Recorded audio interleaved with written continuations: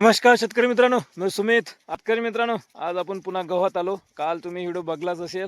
काल आपला 6वा फेर झालेला आहे आणि आजच 7वा फेर चालू झालेला आहे शेतकरी मित्रांनो.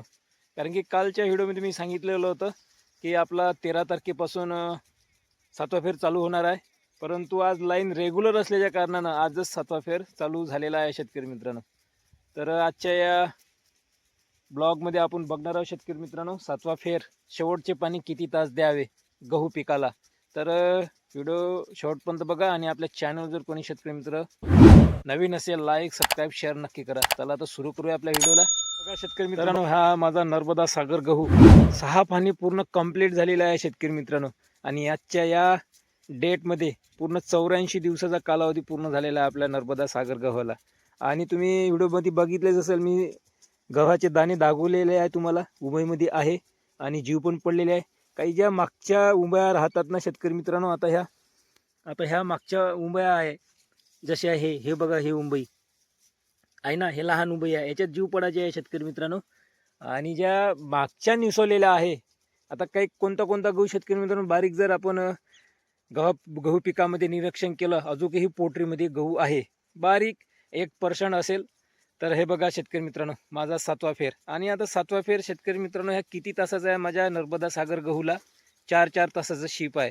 जर माझा गहू पडताना दिसला, कुठे कुठे कुठे जर पडला, कारण की जमीन आपली सारखी राहत नाही, कुठे उलते, कुठे पाणी निचरा करणारी ठिगळ राहते, असे ठिगळ राहतात नाही का.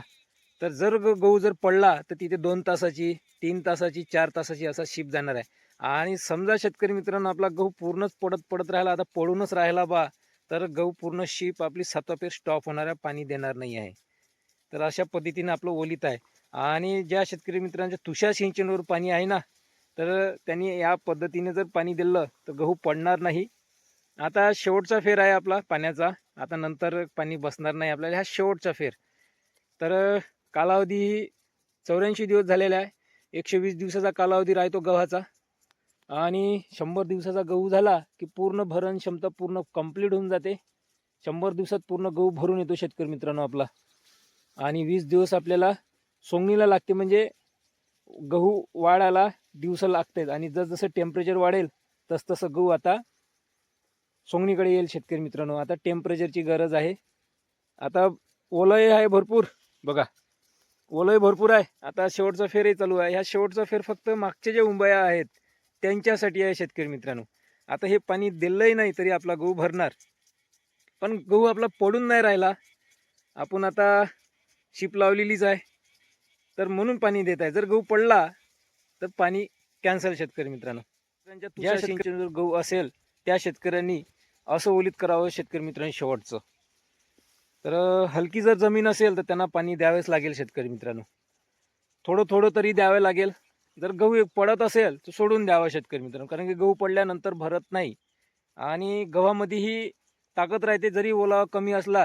हे जे कांडी आहे का नाही, हे जे गव्हाची कांडी आहे, हे हिरवीच राहते शेतकरी मित्रांनो, हे हिरवीच राहते. या हिरवी हे जोपर्यंत वाढत नाही तोपर्यंत हे उंबई भरत नाही पूर्ण. हे गव्हाची कांडी वाहिली आणि उंबई भरणार, आणि उंबई वाहिल्यानंतर हे पूर्ण अशी खाली येते शेतकरी मित्रांनो, अशी खाली येते वाढल्यानंतर, तेव्हा आपला गहू सोंगणीस आला असं समजावं. आणि मी कोण्या गव्हाला पाणी देता होता, ह्या ज्या मागच्या उंबया आहे हे बघा, हे अजून काही पोटरीमध्ये आहे, हे बघा आहे, निसवाचीच आहे. याला पाणी बसणार. हे 1-2% राहतं शेतामध्ये, प्रत्येकाच्या शेतामध्ये राहते.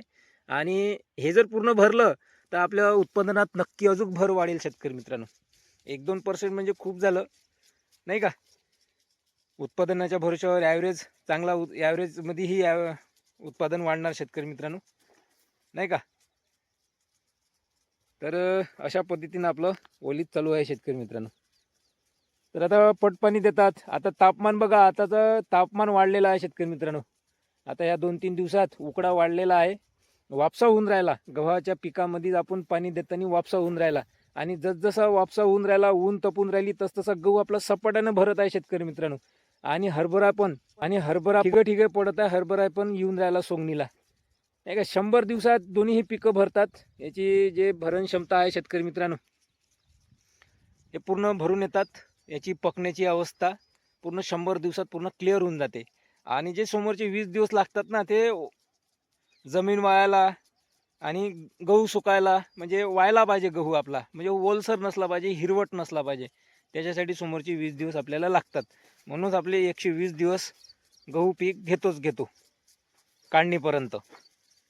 तर आता शेतकरी मित्र विचारतात की शेवटचं तुषार सिंचनने पाणी किती तास द्यावं. तर तुम्ही तुमच्या नियोजनानुसार आणि जमिनीनुसार 2, 2.5, 3 तासाची शिप देऊ शकता. आता माझी हे 4 तासाची शिप आहे आणि हे 4 तासाची शिप जर गहू पडला, आता मी इथं शेतातच आहो, जर मला गहू पडताना दिसला, आता समजा आता एक अर्धा घंटा झालेला आहे, 1 घंटा 2 घंटा असे वाट पाहिल, गहू पडताना नाही दिसला तर पाणी चालूच राहणार. आणि जर कुठं समजा असं आता एक ठीक आहे, गहू एका दमानं नाही पडत शेतकरी मित्रांनो, असं झोपतो तो गहू, एका दमानं पडत नाही.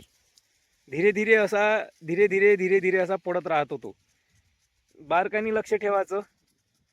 कोण्या नौजलपाशी, जास्त करून नौजलचं ठिगळ घेते, कोण्या दुसऱ्या नौजलपाशी, असे प्रत्येक नौजलपाशी पडत नाही तो, कुठे गॅप सोडून असा पडतो. तर कुठे कुठे तसा सर्रास पडतो. तर असं मला तर नाही वाटत माझा गहू पडणार म्हणून. तर पडला, हवा जर आली, वायटू जर आली, कारण की तापमान वाढलेलं आहे, तापमान वाढल्यानं हवेमधला जो वजन आहे ते कमी होते, त्याच्यातला पाण्याचा जो मॉइश्चरपणा असतो हवेतनी तो कमी होतो शेतकरी मित्रांनो. तर तापमान वाढल्यामुळे आणि हवा इकडे तिकडे फैलते, हवा सुटते, वायटू निर्माण होते, त्यानेही गहू पडतो आपला. तर तुम्हीही शेवटचं पाणी देताना तुषार सिंचन जर गव्हामध्ये लागले असेल, तुम्ही लावले असेल, तर शेतामध्येच थांबा शेतकरी मित्रांनो, कोणतेही दुसरी काम करू नका. तर बघा, तुम्ही शेवटचं पाणी 2-2.5 तासाचं दिलं ना तरी गहू भरतो तुमचा, ठस भरणार. तर द्या मग तुम्ही शेतकरी मित्रांनो. आणि मी सांगतो म्हणून नाही शेतकरी मित्रांनो, मी माझा अनुभव शेअर केलेला आहे तुम्हाला. तुम्ही तुमच्या नियोजनाने पाणी देऊ शकता. तुमचं काय नियोजन आहे, किती घंट्याची शिप आहे, तुम्हाला तुमच्या जमिनीचा अनुभव असेलच. या पद्धतीनं मी पाणी देत आहो शेतकरी मित्रांनो. बघा, शेवटपर्यंत आपण पेरणीपासून तर आता शेवटच्या शिपपर्यंत आपण तुषार सिंचननेच पाणी दिले. पडला का आपला गहू, कारण की खूप काळजीपूर्वक पाणी दिलेले आहे आपण. काळजीपूर्वक म्हणजे आपण गहू जमीन उलूच नाही दिली, आणि गहू खोल पेरला होता, मुया खोल गेल्या, जमीन उरलीच नाही, तर आपला गहू कसा पडेल. जमीन जर उरली असली आणि त्याच्यात जर आपण पाणी दिलं, पुन्हा मुया ढिल्या होतात गव्हाच्या, त्या कारणाने गहू पडतो. आणि पेरणीपासून जेव्हा मी गहू पेरला 21-22 नोव्हेंबरला 2 प्लॉट पेरले, 4-4 एकराचे, 8 एकर गहू आहे, नर्मदा सागर. 21 तारखेला गहू पेरला, 22 तारखेला 23 तारखेपासून पाण्याला सुरुवात केली, आणि 23 तारखेपासून इथेच लावली होती पहिली शिप. फेर चालू आहे तिथेच पहिली शिप होती, तिथूनच असं ओलीत करत करत आपण तिकडल्या त्या धुऱ्यापर्यंत गेलो शेतकरी मित्रांनो. तर पहिली शिप लावली, तर तिथून 17 दिवसांनी आपण दुसरं पाणी चालू केलं शेतकरी मित्रांनो. आणि दुसऱ्या पाण्यापासून दुसरं, तिसरं, चौथं, हे प्रत्येक फेर आपला 12-12 दिवसांना आला शेतकरी मित्रांनो. आता बघा, 6वा फेर आपण दिला, 2 तारखेपासून लावला, तर 12 तारखेला खतम झाला, आणि 12 तारखेलाच आपण लगेच चालू केली, म्हणजे 12 दिवस झाले शेतकरी मित्रांनो. 12-11व्या दिवशी आपला फेर चालू झाला, म्हणजे 10-12 दिवसाचा फरक ओलताचा आपला होता शेतकरी मित्रांनो. फक्त पहिलाच फेर आपण 17 दिवसांनी दिला, 15 ते 17 दिवसांनी. लाईनच्या अभावाच्यानी, म्हणजे कमी जास्त लाईन होती त्या पिरियडमध्ये, तर कमी जास्त होऊ शकतो शेतकऱ्यांचा फेर, कारण की लाईनवर आहे तुषार सिंचनचं ओलीत. 1-2 दिवस जर लाईन गॅप पडली, लाईन येणं जाणं करते, काही फॉल्ट येतात लाईनला, डीपी जळतात नाही का, तर त्या कारणाने फेर मागं पुढं होऊ शकतो. तर असं या नियोजन ठेवून 10-12 दिवसांनी फेर जर गेला ना शेतकरी मित्रांनो आपल्या जमिनीनुसार, जर तुमची जमीन एकदमच पाण्याचा निचरा करत असेल तर 8 दिवसांनी फेर जा, आणि भारी जमीन असेल, पाणी ओलावा जास्त दिवस टिकून ठेवत असेल, तर 12-13 दिवसांनी फेर परफेक्ट आहे शेतकरी मित्रांनो. एकदमच भारी जमीन असन, पाणी निचरा करत असन, पाणी धरून ठेवत असन, जशी बदाड जमीन राहते, तर 15 दिवसांनी. तर अशा जमिनीच्या नुसार गव्हाला पाणी द्या शेतकरी मित्रांनो. गहू तुमचा पडणार नाही, जमीन जास्त उरणार नाही. तसं तर पाहिलं शेतकरी मित्रांनो, हिवाळ्यात जमीन उलतेच, कारण की पाणी जास्त राहते आणि तापमानही राहते. जानेवारी महिन्यात आता तापमान वाढलं नाही काय, वापसा होतो, पाणी दिल्यानंतर जमीन उलतेच, कारण की सगळीच जमीन ओली नाही होत. जे कोरडी जमीन आहे, जे ओल्या जमीनमधला ओल खिचते, तर त्या कारणाने लवकरही वयाने येते नाही का. आणि थंडी राहते, वातावरण थंडावा राहते, म्हणून ओलही टिकते जास्त दिवस. तर आता टेम्परेचरमध्ये वाढ आहे, तो वापसा होऊन राहिला शेतकरी मित्रांनो जमिनीमधला. आता ओल कमी होत चालली. तर तुम्ही जर शेतकरी मित्रांनो शेवटचं पाणी काळजीपूर्वक दिलं तुषार सिंचननं, तर गहू पडणार नाही शेतकरी मित्रांनो. हा व्हिडिओ कसा वाटला तुम्हाला नक्की कमेंट बॉक्समध्ये सांगा.